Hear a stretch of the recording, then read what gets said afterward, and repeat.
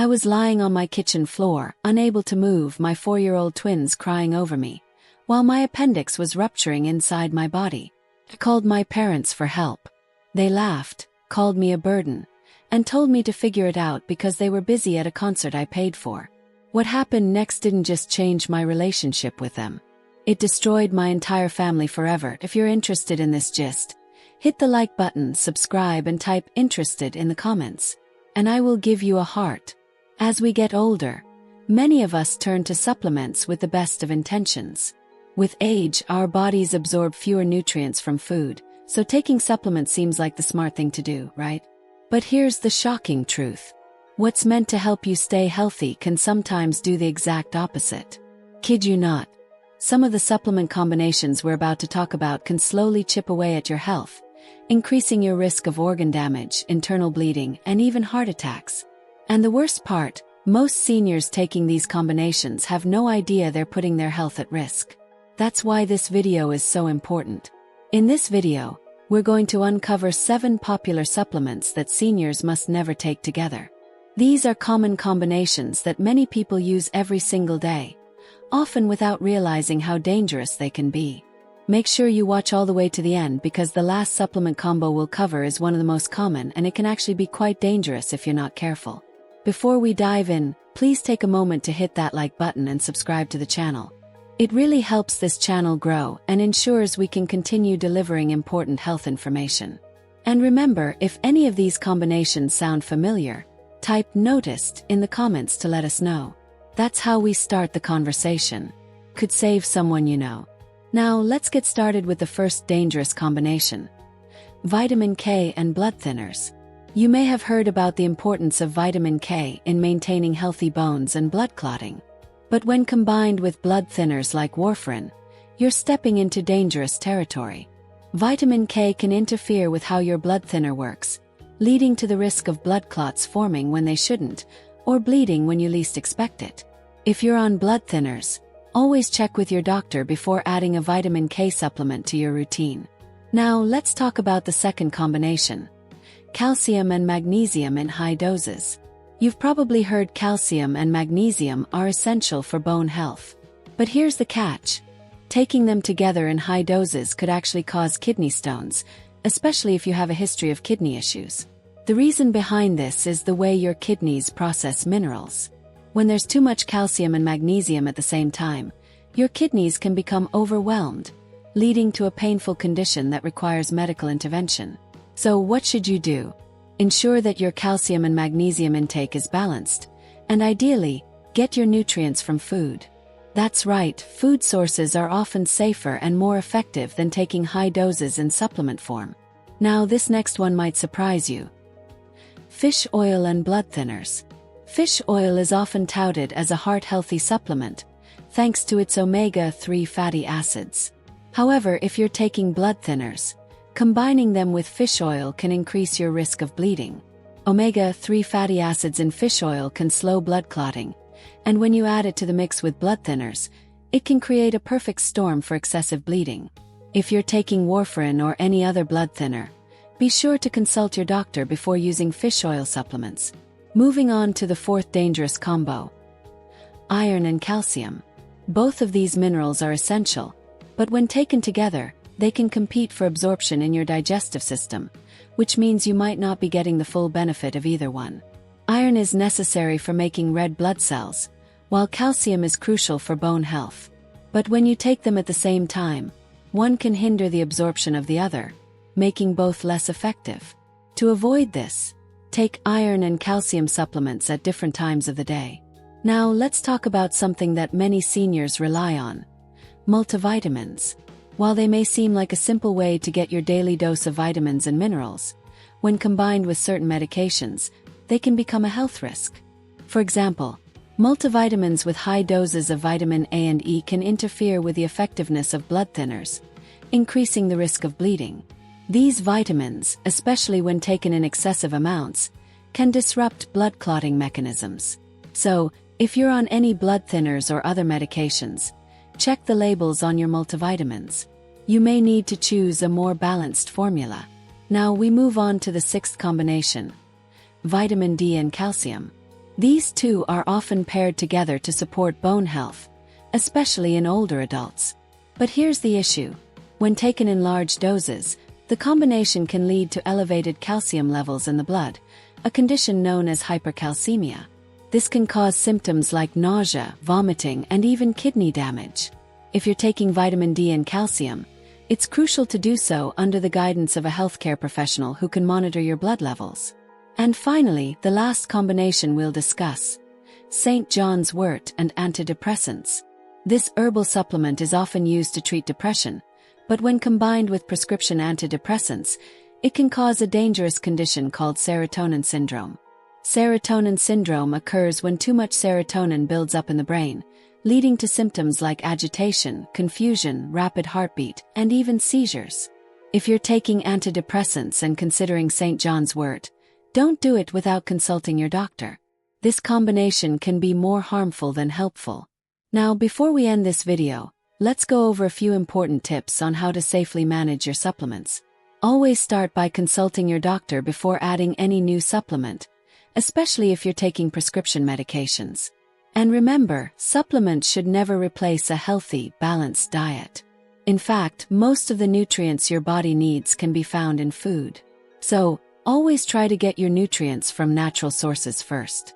Also, be mindful of the recommended dosages. Just because a supplement is available over the counter doesn't mean more is always better.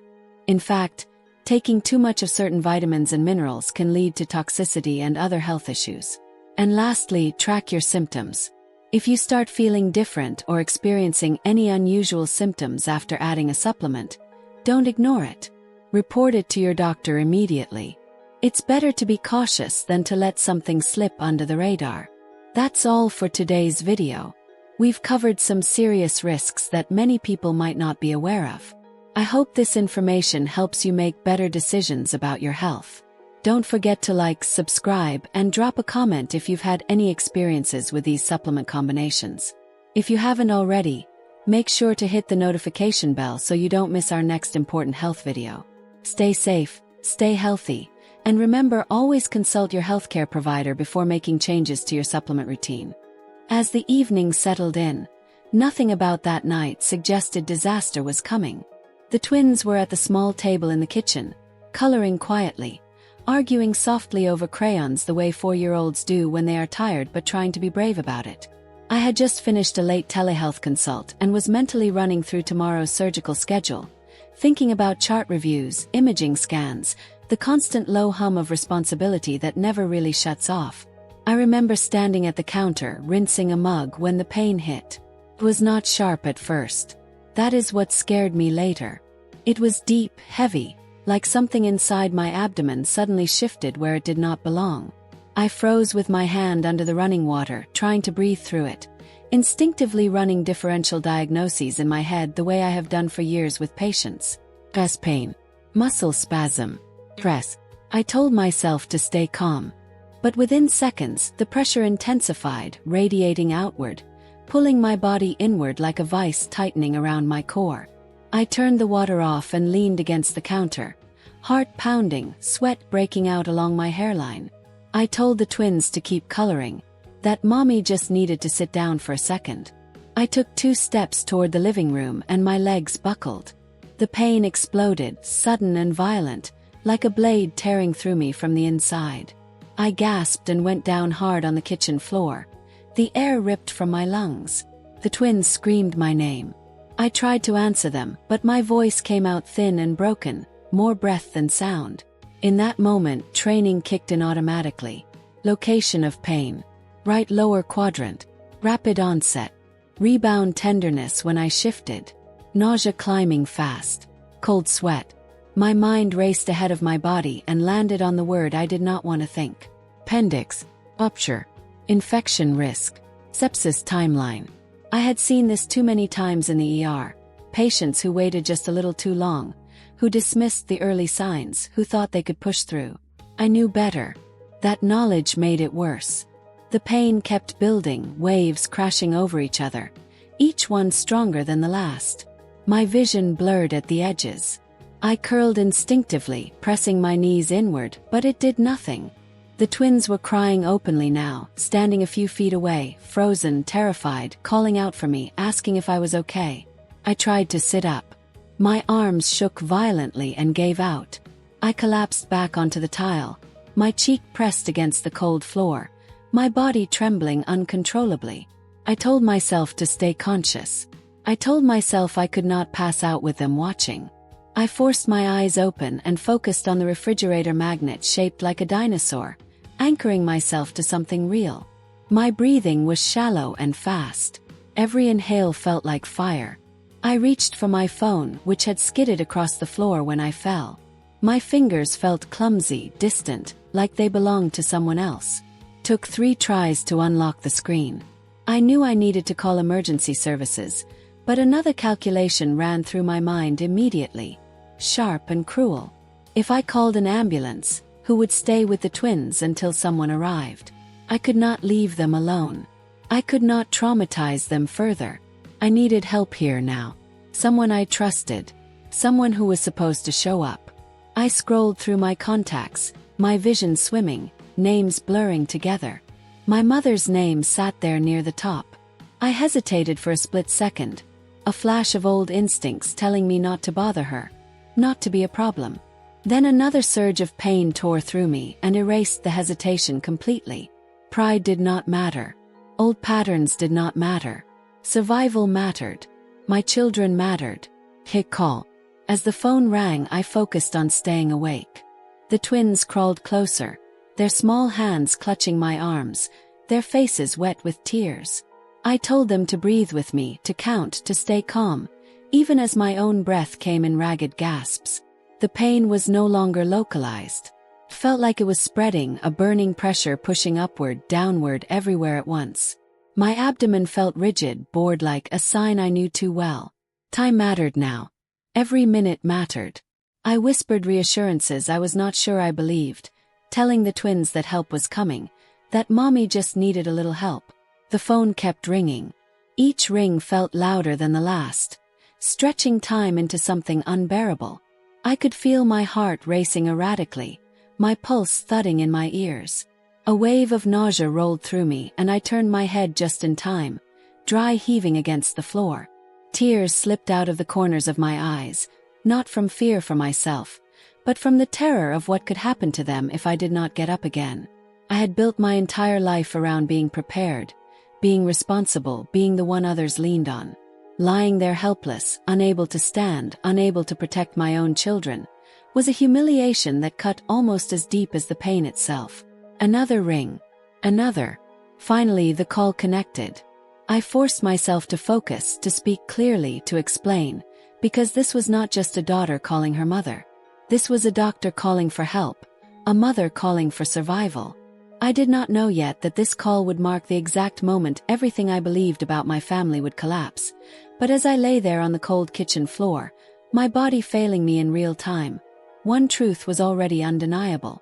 No amount of strength, intelligence, or sacrifice makes you invincible. And when your body gives out, it reveals very quickly who you can actually count on. The call connected with a burst of noise so loud it made me flinch, music thumping in the background, voices layered over each other, laughter sharp and careless, the unmistakable sound of a crowd having a good time. For a second I thought I had misdialed. Then my mother's voice came through, slightly slurred, irritated before I had even spoken, asking what I wanted and why I was calling right now. I swallowed hard and forced myself to speak slowly, clearly, the way I would with a patient in distress, explaining that I was on the floor, that something was wrong, that I couldn't stand, that I needed help immediately. I told her I thought my appendix had ruptured. I told her the twins were with me. There was a pause, not the worried kind, not the sharp intake of breath I expected, but an annoyed silence, like I had interrupted something important. Then she sighed loudly and said, "Aaliyah, I cannot deal with this drama tonight. We are at a concert, your father surprised me, we finally get to enjoy ourselves, can this not wait?"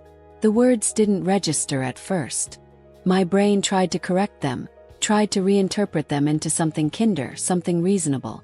I repeated myself, louder this time, my voice breaking despite my effort to keep it steady. I told her I couldn't move. I told her I was in pain I could barely describe.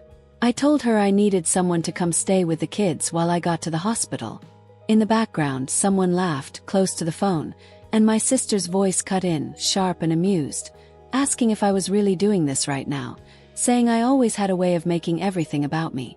I felt something cold slide through my chest. I said her name, asked her to please listen, asked her if she could hear how hard it was for me to breathe. She scoffed and said I always exaggerated, that I had a high pain tolerance but also a flair for the dramatic, that maybe I just needed to lie down and relax like normal people instead of panicking over every sensation. My father's voice joined in next, deep and dismissive, telling me to stop bothering them, telling me I was a grown woman and a doctor for God's sake, that if anyone should know how to handle a stomach ache it should be me. He said the word stomach ache like it was an accusation. I tried to explain again, my words tumbling over each other now, the edges of my vision darkening as another wave of pain tore through me. I told him this was not a stomach ache. I told him this could kill me if I didn't get help. There was another pause and then he laughed. It was short, incredulous, the sound of someone who thinks they've just heard something ridiculous. He said you always do this when the attention isn't on you, always some crisis, always some emergency. He told me to call an ambulance if I was that worried and stop ruining their night. In the background, the music swelled and someone cheered. I could hear clinking glasses. Champagne, probably. My mother came back on the line, her tone firm now, irritated, telling me she was not leaving, telling me she had spent all week looking forward to this, telling me that I needed to learn to handle things on my own instead of expecting everyone to drop everything for me. I looked at my children through blurred vision. Their small faces twisted with fear, their hands gripping mine like anchors. I told my mother they were scared. I told her they were crying. I told her I needed help for them if nothing else. She snapped that I was emotionally manipulating her, that I was using the kids to guilt her, that this was exactly the kind of behavior she was tired of. My sister laughed again and said maybe this was what happened when you had kids without a man around. Maybe this was the consequence of trying to do everything yourself. The words landed hard, each one a separate blow. I felt a burning behind my eyes that had nothing to do with pain. I realized, with horrifying clarity, that they were not confused. They were not misunderstanding me. They were not in denial. They simply did not care. Begged then. I hate that word, but it is the truth. I begged them to come, to send someone, to do anything. I told them I was afraid. I told them I didn't want to die on the kitchen floor. There was a sharp intake of breath on the line, and for a split second, hope flared in me. Then my mother said, "Do not be so dramatic, Aaliyah. You are not dying, you just want attention." She told me to grow up. She told me to stop embarrassing her. She told me she would talk to me tomorrow when I was calm. And then she hung up. The line went dead. The sudden silence was louder than the music had been. I stared at the phone in my hand, my fingers numb, my mind struggling to process what had just happened. The twins were sobbing openly now, asking why Grandma wasn't coming, asking why no one was helping. I couldn't answer them. I couldn't even speak. The pain was still there, relentless, but it was almost secondary now, drowned out by something heavier, something crushing that settled deep in my chest. In one phone call, years of excuses, rationalizations, and self-blame evaporated. This was not a misunderstanding. This was not bad timing. This was who they were when I needed them most. I had spent my life being the reliable one, the successful one, the provider, the fixer, the one who paid the bills, covered the emergencies, smoothed over conflicts, absorbed insults in the name of family. And when my body failed me, when I lay helpless on the floor with my children watching, they chose music and champagne over my life. The realization was so stark it almost felt clean. Something inside me snapped, not loudly, not dramatically, but with the quiet finality of something breaking beyond repair. I set the phone down on the floor beside me, and for the first time, I understood that whatever happened next, whatever I survived physically, the family I thought I had was already gone. The silence after the call ended felt thick, almost physical, pressing down on my chest in a way the pain alone never could. For a few seconds I just lay there staring at the phone on the floor as if it might light up again, as if someone might call back and say there had been a mistake, that they were on their way, that of course they cared. Nothing happened. The music was gone, the laughter gone, replaced by the sound of my own breathing, ragged and uneven, and the quiet sobs of my children. That was the moment my training fully reasserted itself, cold and practical, cutting through the emotional shock. I knew I could not wait. I knew that every minute increased the risk of infection spreading, of complications that could cost me my life. I dragged the phone back toward me and dialed emergency services, forcing my voice to stay clear as I gave my address, explained my symptoms, explained that I was alone with 2 small children and could not get to the door. The dispatcher's voice was calm, grounding, the first human response that night that did not dismiss or belittle me. She told me help was on the way and instructed me to unlock the door if I could. It took everything I had to crawl across the floor, each movement sending a fresh wave of agony through my body, but adrenaline carried me where strength no longer could. I unlocked the door and collapsed back against the wall just as my vision narrowed again. The dispatcher stayed with me on the line, asking me to stay awake, asking me questions to keep me conscious, telling me to keep talking. I answered as best I could, my thoughts drifting in and out, until the sound of sirens cut through the night, sharp and urgent, a sound I had heard countless times from the other side, but never like this. The paramedics arrived quickly, their movements efficient, practiced, gentle. One of them knelt beside me immediately, asking my name, shining a light in my eyes, while the other took in the scene and made a decision just as fast. They spoke to my children softly, telling them they were doing a good job, telling them their mom was going to be okay, even though none of us knew that for sure. As they lifted me onto the stretcher, pain flaring with the movement, I caught sight of my reflection in the darkened television screen. I barely recognized myself, pale, sweating, eyes too bright, stripped of all the composure I usually wore like armor. As they wheeled me toward the ambulance, a neighbor I barely knew appeared in the doorway, drawn by the sirens, offering to sit with the kids until someone else could arrive. I nodded weakly, gratitude swelling in my chest, mixed with shame that a stranger was stepping in where my own family would not. In the ambulance, the world narrowed to the rhythm of the siren and the paramedic's voice asking me questions, monitoring my vitals, administering pain relief that barely touched the edge of what I was feeling. I stared at the ceiling and tried not to think about the twins' faces, the way they had looked at me when they realized I was leaving without them, the way they had asked when I would be back. Somewhere between the apartment and the hospital, my phone buzzed. I thought, foolishly, that maybe it was my mother. Maybe guilt had finally broken through the champagne haze. Instead, it was a notification from social media. Against my better judgment, I opened it. There they were. My parents and my sister, smiling under bright lights, glasses raised, a caption about living in the moment, about finally getting out and enjoying life. I stared at the screen, disbelief giving way to something colder, harder. While I was fighting to stay conscious, while my children were crying themselves hoarse, they were documenting their joy. The contrast was so stark it almost felt surreal. I locked the phone and set it face down, my hand shaking. At the hospital, everything moved fast. Bright lights, clipped voices, hands pressing on my abdomen, blood drawn, imaging ordered. The diagnosis came quickly, confirming what I already knew. Ruptured appendix. Infection already spreading. Surgery could not wait. As they prepped me, asking me to sign consent forms, explaining risks I had explained to patients myself 100 times, a nurse noticed my shaking hands and squeezed them gently, telling me I was in good hands now. That simple kindness nearly broke me. As they wheeled me toward the operating room, I asked about my children, my voice cracking as I explained the situation. The nurse assured me social services and hospital staff would coordinate care, that my kids would not be left alone, that someone would stay with them until arrangements were made. I nodded, trusting her in a way I had stopped trusting my own family minutes earlier. The anesthesia mask came down over my face, the world blurring as I counted backward, and the last thought I had before everything went dark was not about my career, or my parents, or even my own fear. It was a single, clear realization. The people who are supposed to love you do not always show up when it matters.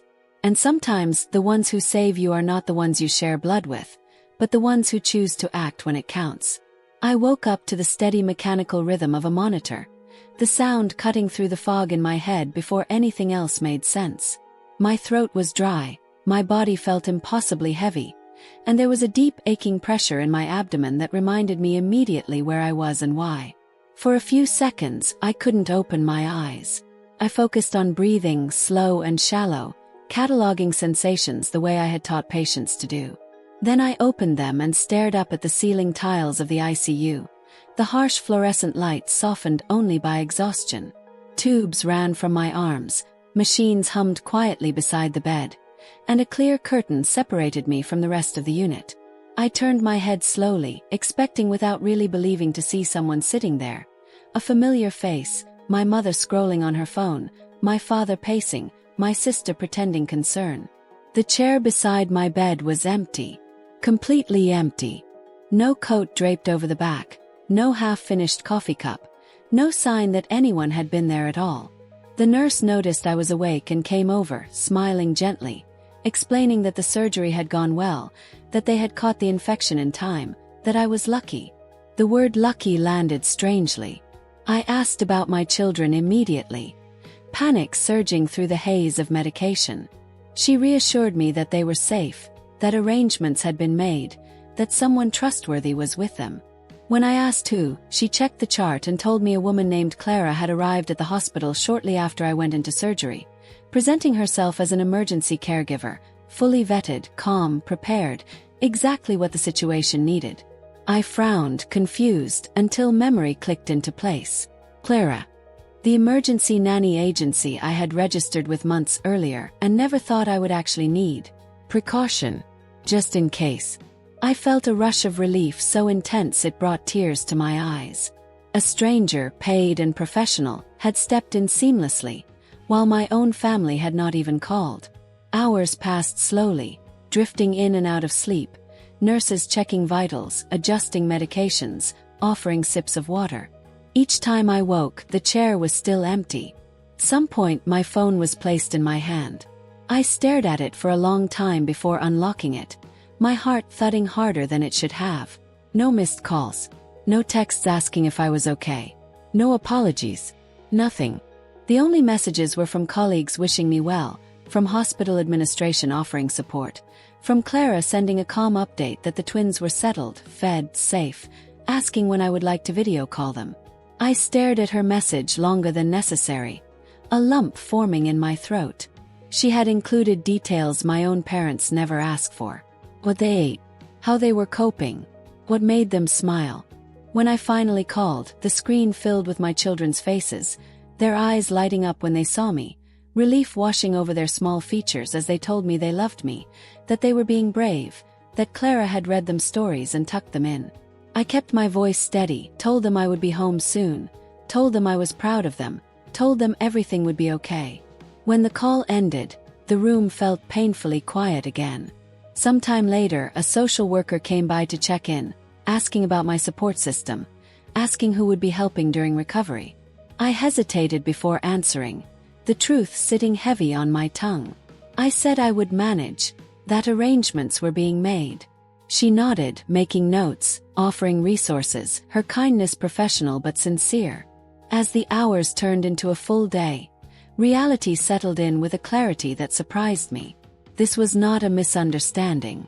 If there had been confusion, someone would have shown up by now.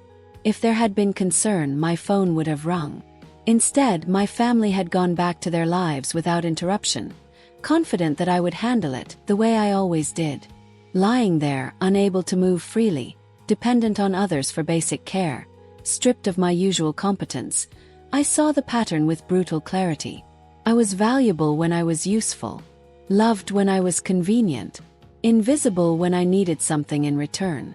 The realization hurt, but it also brought an unexpected calm. There was no more wondering what I had done wrong, no more rehearsing conversations in my head, no more trying to earn care through overfunctioning. The evidence was undeniable. When my life was on the line, they chose not to show up. That night, as the ICU lights dimmed and the unit quieted, I made a decision that did not feel angry or impulsive, but steady and deliberate. I would stop sacrificing myself for people who would not sacrifice a single evening for me. I would stop funding the comfort of those who dismissed my pain. I would stop explaining, excusing, justifying. Surviving had changed something fundamental. The woman who woke up in that ICU bed was not the same one who had collapsed on the kitchen floor. I had lived. And because I had lived, I finally had the clarity to see that the family I had been holding together with my effort alone had already let go. Recovery forced stillness on me in a way I was not used to. My body demanded rest whether I liked it or not, pain and fatigue setting hard limits where discipline and willpower used to carry me through. In the quiet hours between nurse check-ins and physical therapy sessions, with nothing to distract me but my own thoughts, the decision I had made in the ICU solidified into something unshakable. This was not about punishment. It was about truth. For years, I had been operating as the unspoken financial infrastructure of my family, the silent safety net that caught everyone else while no one noticed I was falling. I had justified it as responsibility, as gratitude, as duty. Lying in that hospital bed, staring at the ceiling, I finally saw it for what it was. Exploitation dressed up as family loyalty. 2 days after surgery, once the fog of anesthesia had lifted and my mind felt sharp again, I made the call. Not to my parents, not to my sister, to my lawyer. He answered on the second ring, his voice shifting instantly when he heard mine, asking how I was, expressing concern. I told him I was alive, that I was recovering, and that I needed a full financial inventory immediately. Every account, every recurring payment, every asset tied to my name. I told him I wanted it clean and documented. No assumptions, no delays. He didn't ask why. He had known my family long enough to understand that if I was calling from a hospital bed, something had broken. Within hours, the first report started coming in. Utilities paid under my name for my parents' house. Monthly transfers covering their mortgage shortfall. Credit cards I had opened years ago for emergencies that had quietly become lifestyle funding. Car payments for my sister. Tuition payments routed through a trust one had established to help her finish her degree. I stared at the numbers, a mix of disbelief and grim recognition settling over me. This was not occasional help. This was full-scale financial dependence. As the list grew, so did something else. Anger, yes, but also resolve. My lawyer asked me what I wanted to do. I told him to shut it down. All of it. Immediately. He warned me there would be backlash. I told him I understood. I told him to proceed anyway. The first step was simple. Credit cards were frozen. Access revoked. Limits zeroed out. Then the automatic payments were cancelled one by one. Utilities, insurance, subscriptions. The quiet background support I had provided without comment vanished in a matter of hours. My lawyer handled the notices, the paperwork, the legal insulation that kept it clean and indisputable. I lay there watching the confirmations roll in, each one a small, irreversible click into place. There was no rush of triumph, no sense of revenge, just a deep, steady calm. This was what boundaries looked like when enforced instead of explained. The next discovery landed harder. As my lawyer dug deeper into the tuition trust, discrepancies surfaced. Funds withdrawn without documentation. Transfers that did not align with any enrollment records. He asked me if my sister was still actively enrolled in her program. I said yes, of course. She had assured me she was almost done.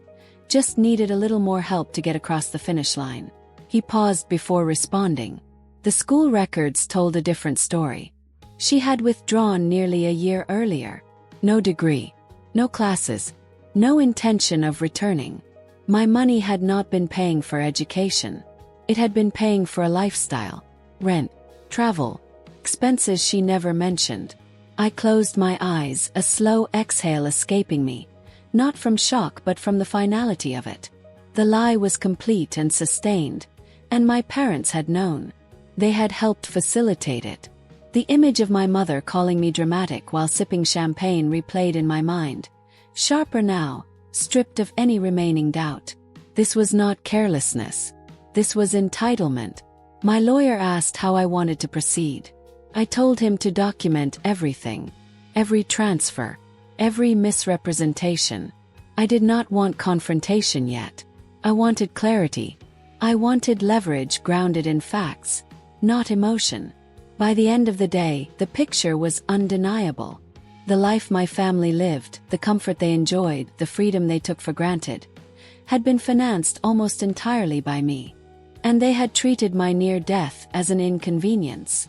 I set the phone down and stared out the hospital window, watching the sun dip lower in the sky. Somewhere I knew the first consequences were beginning to register. Cards declined, lights flickering off, questions forming without answers. I felt no urge to warn them, no instinct to soften the blow.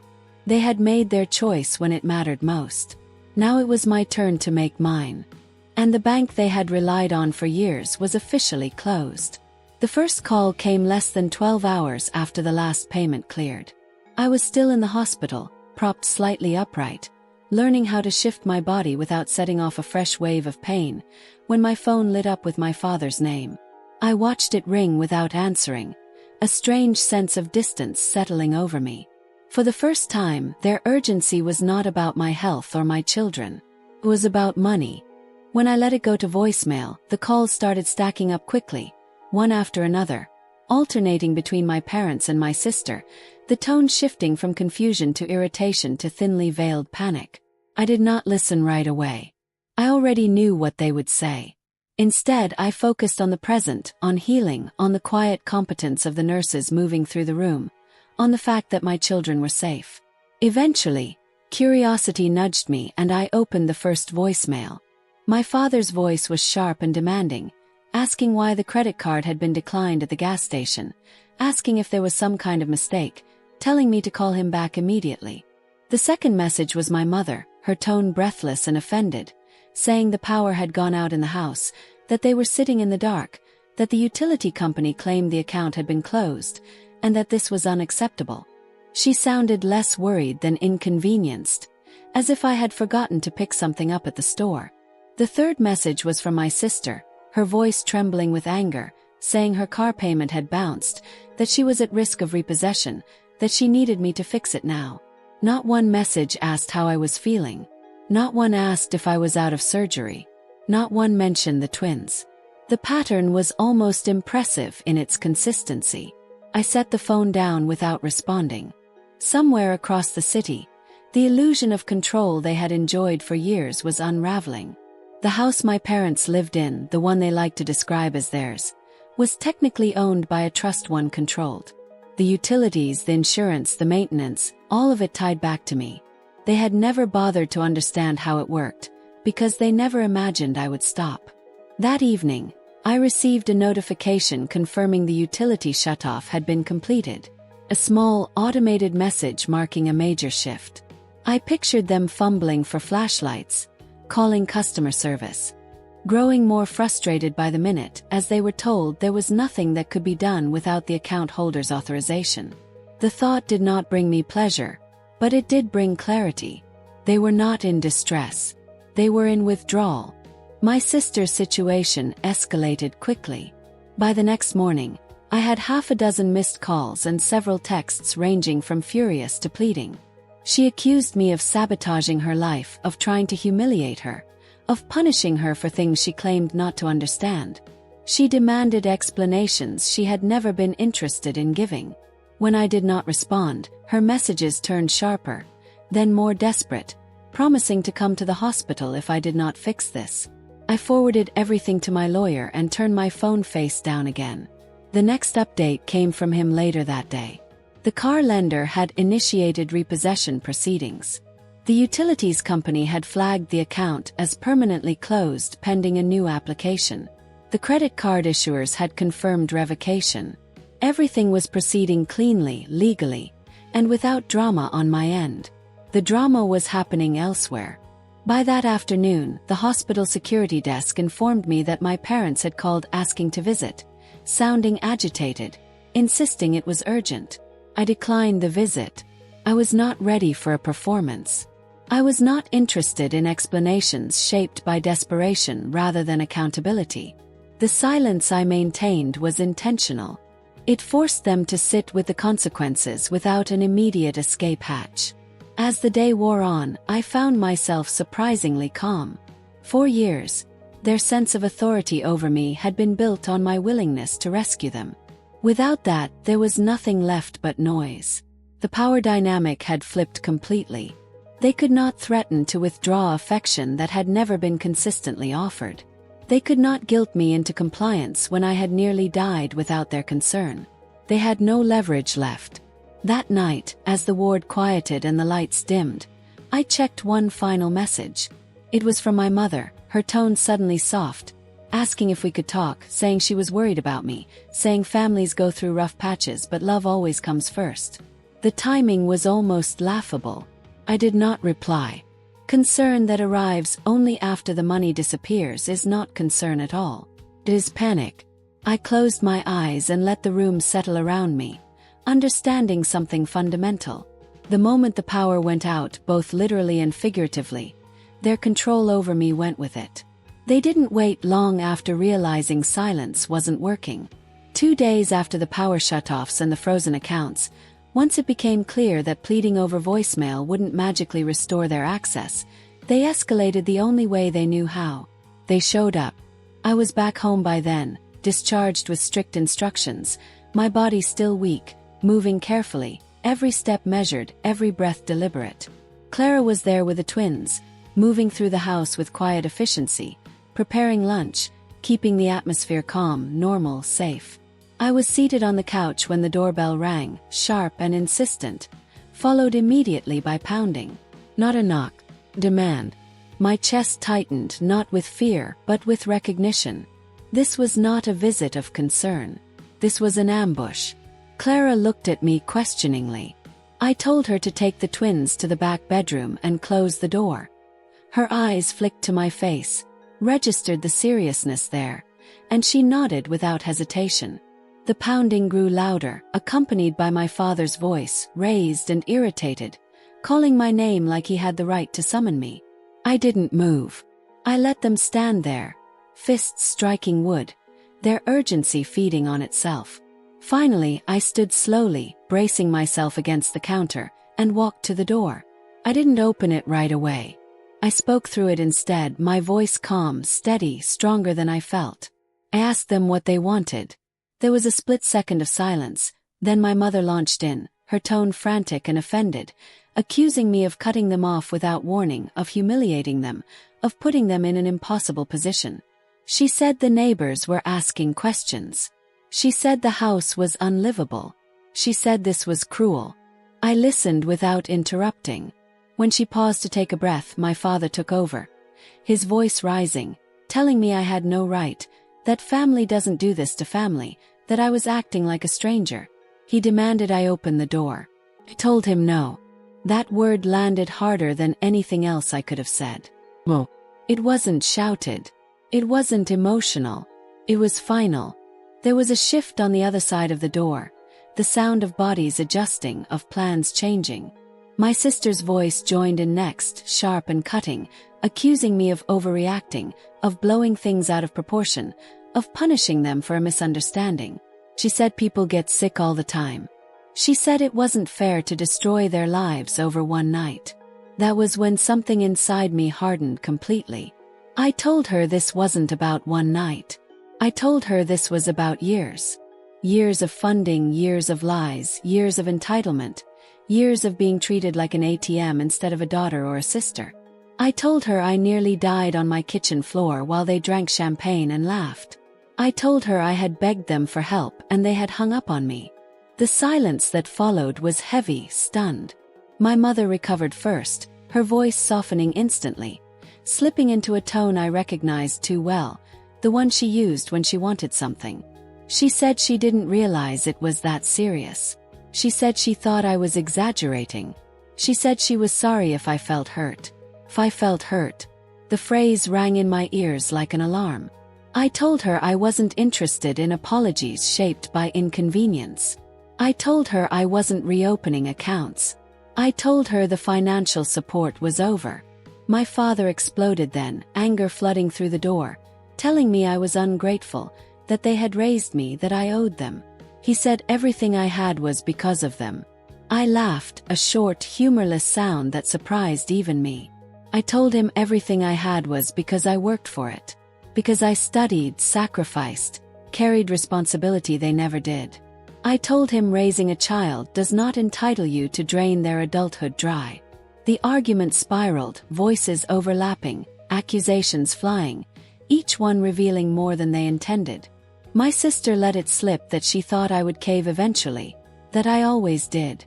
My mother accused me of choosing strangers over family, referencing Clara with thinly veiled disdain. That was the moment I opened the door, not wide, just enough for them to see me clearly, pale, thinner, standing there upright despite everything. I told them Clara showed up when they didn't. I told them my children were calm because someone competent and kind had stepped in. I told them blood did not excuse abandonment. My mother's face crumpled theatrically and she reached for her chest, swaying slightly, saying she felt faint, saying the stress was too much. I didn't move. I didn't rush forward. I didn't offer water. I watched. After a few seconds of no response, she straightened, irritation flashing across her face before she masked it again. The performance ended as quickly as it began. That was all the confirmation I needed. I told them this conversation was over. I told them my lawyer would be in touch regarding formal notices. I told them they were not welcome back unannounced. I closed the door gently but firmly and locked it. On the other side, the shouting continued for a few moments, then faded as reality finally set in. I leaned back against the door, my body shaking, not from fear, but from the release of something I had carried for too long. Clara emerged quietly from the hallway, asking if I was okay. I nodded, tears stinging my eyes, and told her yes. For the first time I meant it. The confrontation at the door did not bring closure the way dramatic moments are supposed to. It brought confirmation. After they left, after the house settled back into quiet and the twins returned cautiously to their routines, something in me refused to let the story end with raised voices and slammed doors. Too many things didn't add up. Too many half-truths had slipped out when they were cornered. The fake fainting. The assumption that I would cave. The casual confidence that I had always existed to clean up their messes. That confidence came from somewhere, and I needed to know exactly where. 2 mornings later, I asked my lawyer to come by the house. I was still moving slowly, still healing, but my mind was sharp and focused in a way it hadn't been in years.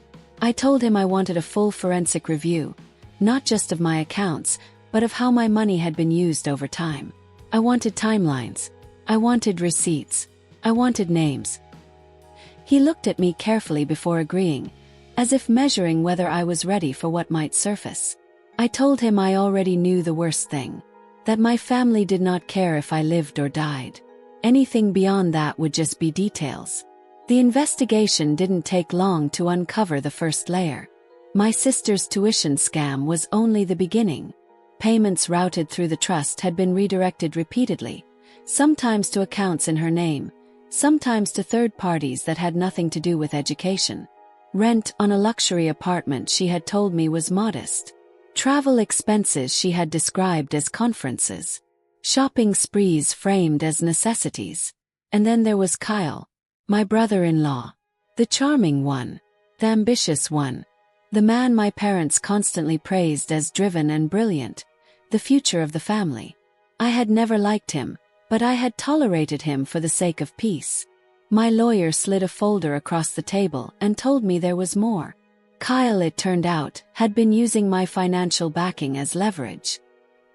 He had presented himself as independently wealthy, a man with resources, connections, stability. That image had opened doors. Loans approved on the strength of guarantees I didn't know I had made. Business ventures pitched using inflated credentials and non-existent degrees. The MBA he claimed to be finishing alongside my sister. Fiction. No enrollment records. No institution. Just another story funded by my silence and my trust. I felt a strange detachment as the information unfolded, as if I were reviewing a case file rather than my own life. It made everything clearer. The entitlement. The dismissal. The confidence with which they had laughed at my fear. They did not see me as a person. They saw me as infrastructure. And infrastructure is not thanked. It is exploited until it fails. The most devastating revelation came last. Kyle had a second family. Not a vague affair or a few hidden texts. Full parallel life. A woman in another city. Child. Expenses paid quietly through shell accounts that traced back, eventually, to funds I had provided under the assumption they were supporting education and emergencies. I stared at the page for a long time, my hands steady, my breathing slow. This was not rage-inducing. It was clarifying. The betrayal was so complete it stripped the situation of emotion. My lawyer explained that there were legal implications, potential fraud, misrepresentation, grounds for criminal charges if I chose to pursue them. I listened carefully, asking questions, not about revenge but about consequences. What would happen if I did nothing? What would happen if I did everything? I asked how much exposure I had. How much risk? He answered honestly. Had been lucky. My name had been used but not signed. Trusts had limits. Documentation mattered. I had leverage. More than I realized. That afternoon, I asked him to prepare a full report. I wanted every lie laid out cleanly, with evidence, dates, amounts. Not to confront them immediately, but to be ready.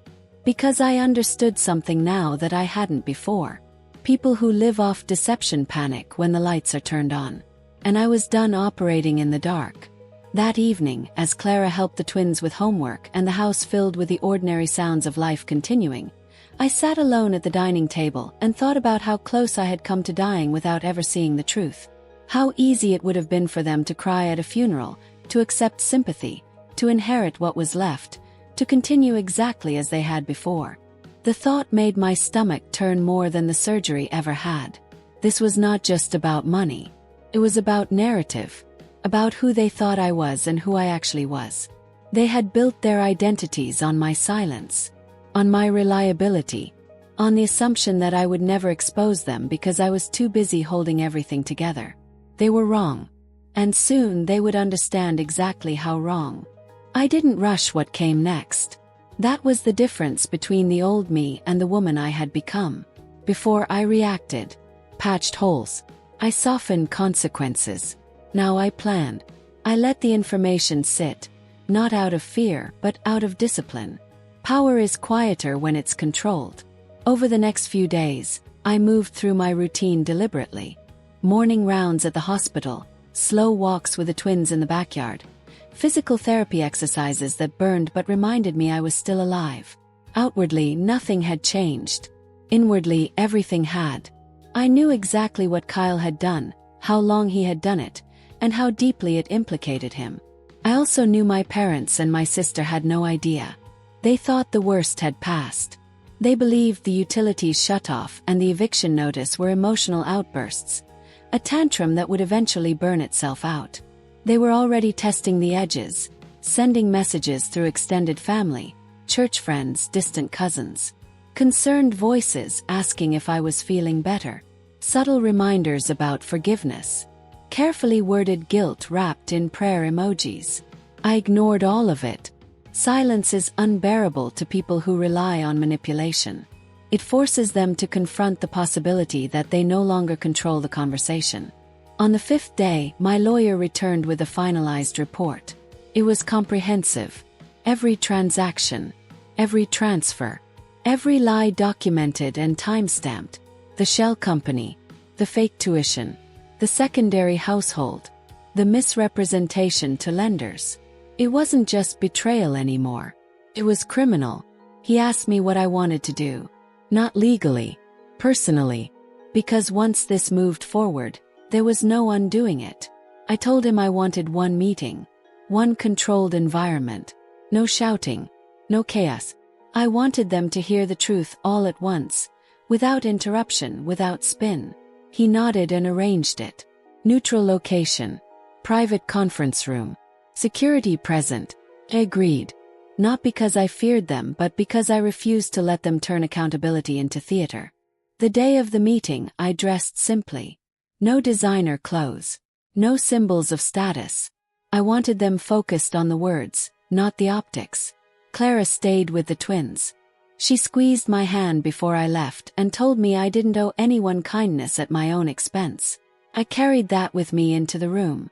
They arrived together, visibly tense.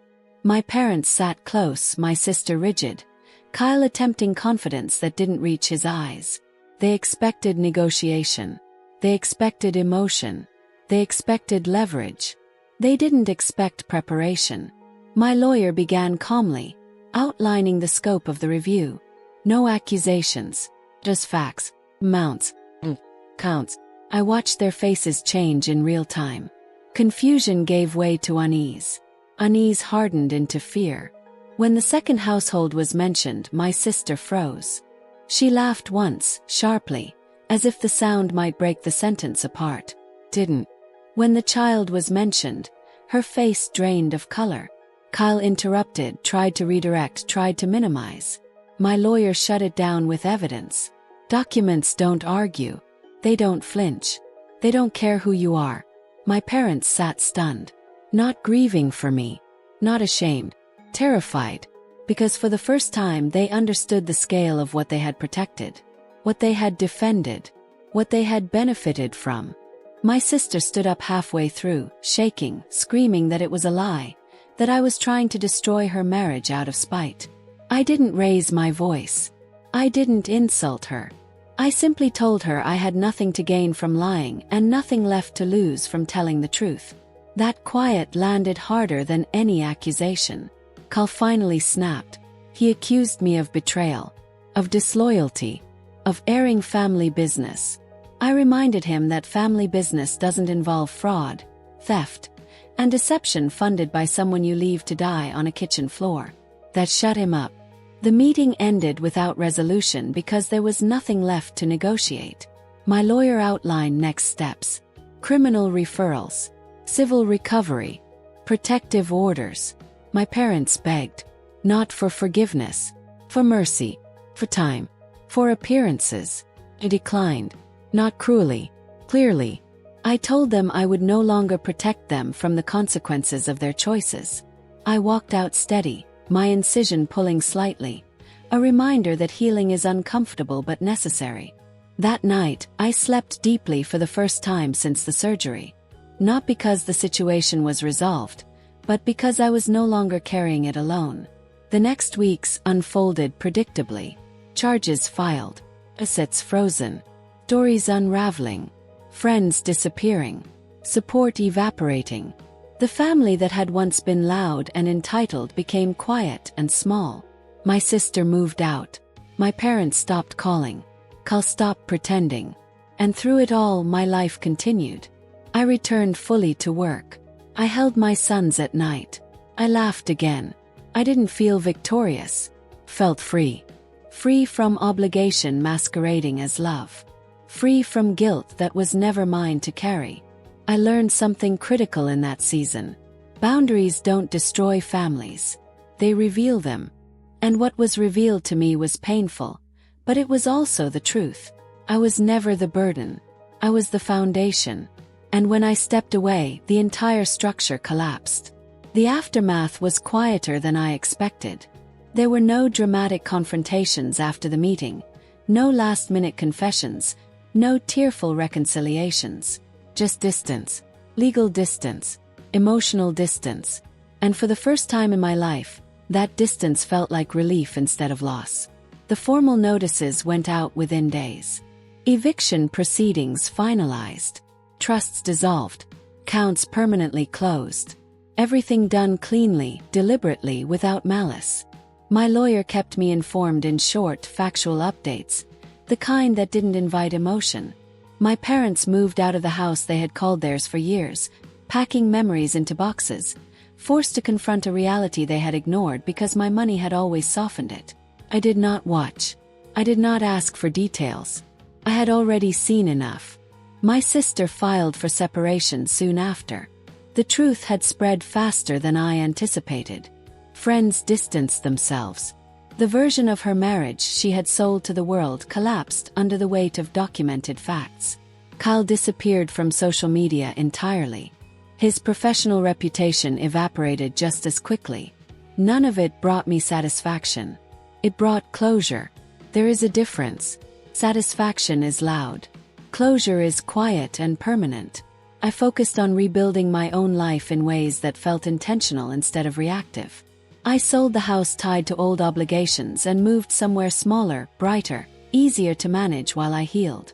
The twins adapted quickly, resilient in the way children are when they feel safe. They stopped asking about their grandparents without prompting. They stopped bracing when the doorbell rang. Clara stayed on longer than planned, not just as help but as presence. She became a steady thread of normalcy in a season that could have easily become chaotic. I increased my donation to the hospital fund that supports emergency childcare for patients with no local family. Felt right. I returned to work slowly, deliberately, choosing cases that mattered to me, mentoring younger doctors, reclaiming the parts of my career I had sacrificed to keep everyone else afloat. At night, when the house was quiet and the twins slept, I reflected on how close I had come to losing everything without ever being truly seen. I thought about how many times I had swallowed discomfort to keep peace, how many times I had paid for love instead of expecting it freely. I no longer wondered if I had done the right thing. The absence of chaos answered that question for me. There were moments of grief, but they were clean. Grief for what I wished my family could have been, not for what they were. I did not reach out. I did not respond when distant relatives sent messages urging reconciliation, reminding me that blood is thicker than water. I understood now that blood without care is just biology. Peace requires choice. Chose peace. Chose my children. I chose the life I had built with intention rather than obligation. On the anniversary of my surgery, I stood in the kitchen, strong again, the scar a thin line across my abdomen, a quiet reminder of survival. The twins ran around my legs laughing, arguing over nothing important. The house was warm. The lights were on. Everything in it was paid for by my work and sustained by mutual respect. I had not destroyed my family. I had stopped destroying myself to maintain the illusion of one. That distinction mattered more than anything else. 1 year later, the date passed almost without me noticing. There was no ceremony, no heavy reflection marked on a calendar, no need to relive the night my body failed or the silence that followed. Healing had done what time alone could not. It had integrated the experience into my life without allowing it to define me. I woke up that morning to sunlight filtering through the kitchen window, the smell of coffee, the sound of my twins arguing cheerfully about who got the blue bowl. Ordinary. Beautifully ordinary. I moved easily now, my body strong again, the scar a quiet line that no longer hurt, no longer pulled, no longer demanded attention. It had become what scars are meant to be. Proof of survival, not a source of pain. The twins were bigger, louder, more confident. They slept through the night. They laughed without hesitation. They no longer asked if someone was coming to help. They trusted that the adults in their world would show up because the adults in their world actually did. Clara was still part of our lives, though no longer as an emergency measure. She had become family in the truest sense, present by choice, consistent by character. She came over for dinners. She knew their favorite books, their fears, their routines. She never made promises she couldn't keep. Watching my children attach safely to someone who had earned their trust rewired something in me I didn't know was broken.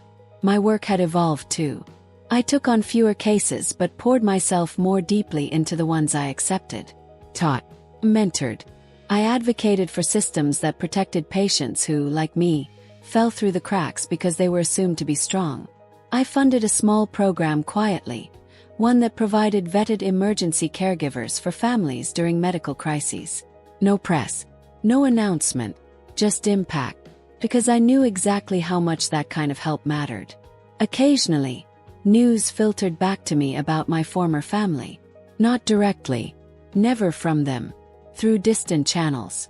Job lost, house downgraded, a move out of state, silence where entitlement used to be loud. I felt no satisfaction in it, only distance, the kind that allows a wound to close properly. Forgiveness, I learned, is not reconciliation. It is release. I released myself from the role I was never meant to play. The provider of unconditional access. The absorber of consequences. The fixer of grown adults who refused accountability. I didn't owe them my life. I owed my children stability. I owed myself honesty. On the twins' birthday, we held a small party in the backyard. Nothing extravagant. Balloons. Laughter. Friends who stayed late to help clean up without being asked. People who noticed when I looked tired and stepped in without expectation of reward. As the sun set and the kids collapsed in a pile of exhaustion and sugar, I stood there watching them, a quiet gratitude settling over me. This was my family, chosen not by blood but by behavior, not by obligation but by presence. I understood now that family is not who shares your last name.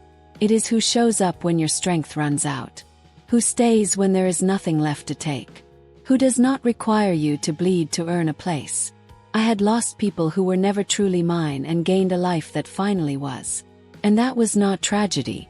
That was freedom.